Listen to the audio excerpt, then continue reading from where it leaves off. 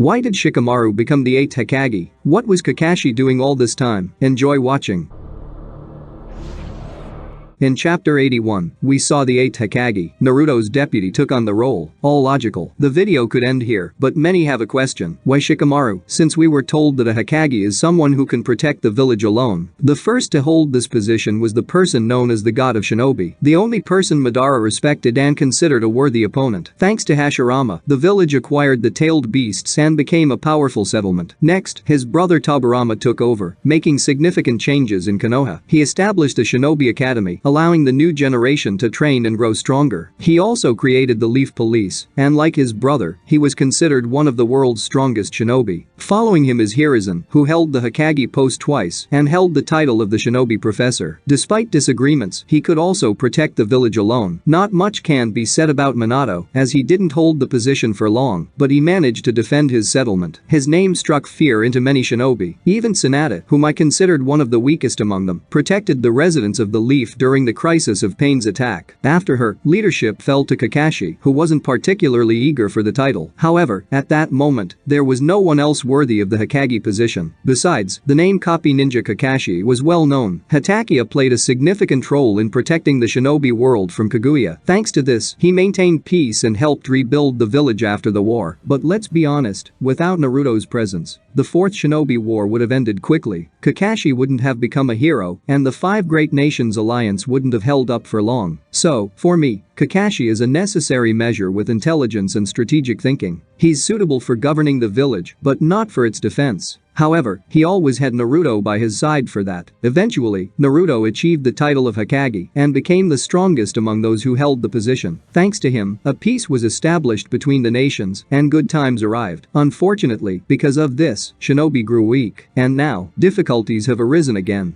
The title of Hokage fell to Shikamaru. This might all sound very sad, but is it really? The time when the Hokage had to fight alone is long gone. Strength is a crucial aspect for this position, but not the only one. Many other aspects are considered when choosing a Hokage. One of the most important is the ability to lead, as strategic thinking is vital for a ruler. This allows them to use the village's resources effectively. Moreover, the villagers must trust this person, and he must have good connections with other villages. At present, Shikamaru is the only shinobi capable of thinking rationally, maintaining peace between nations, controlling Amato, monitoring Daemon and Ida, and skillfully managing the power within his village. Shikamaru was an assistant to the Hokage even under Kakashi. During Naruto's time, he became his right-hand man. He knows all the intricacies of governance and village issues since the time of the 6th. He's familiar with every Kage from other nations, and he's always taken charge of important matters related to negotiations and strategies. So, he's the only one suitable for the role of the 8th Hokage right now. But what about Kakashi? Why didn't he return to the position like Hiruzen did in his time? In my opinion, there are two reasons for this. The first and most obvious one is that he was the one training Sarada all this time. Holding the Kage position while simultaneously training Sasuke's daughter